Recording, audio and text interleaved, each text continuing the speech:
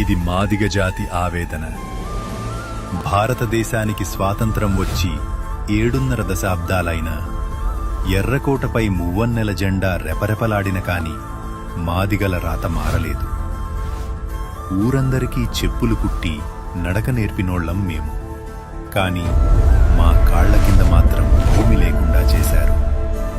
తరతరాలుగా అగ్రవర్ణాల అహంకారం కింద నలిగిపోతూ అంటరానితనం అనే విషపు కోరల్లో చిక్కుకుని విలవిలలాడుతున్నాం.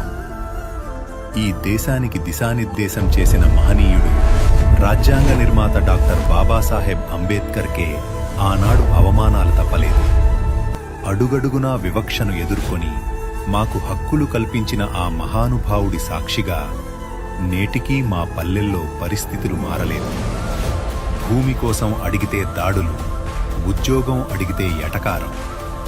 ఒక పక్క నిరుద్యోగం, మరో పక్క ఆకలి కేకలు. మా పేదరికాన్ని, మా అణగారిన తనాన్ని చూసి ఈ లోకం వెక్కిరిస్తోంది.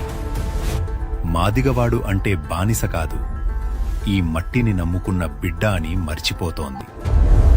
ఇంకెన్నాళ్ళు ఈ బానిస బతుకులు, ఇంకెన్నాళ్ళు ఈ వెక్కిరింతలు? మన కన్నీటిని చూసి కరిగే గుండెలు లేవిక్కడ. అందుకే మా కన్నీటినే ఆయుధంగా మలుచుకోవాలి.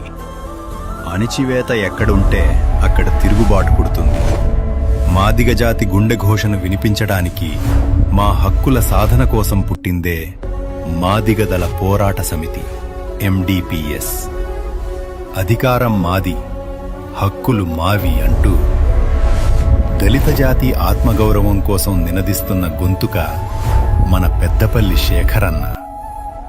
గ్రామాల్లో మాదిగలు ఎదుర్కొంటున్న భూ సమస్యలపై, నిరుద్యోగంపై, అగ్రవర్ణాల దాడులపై ఎలుగెత్తి చాటుతున్న సమరశీల నాయకుడు.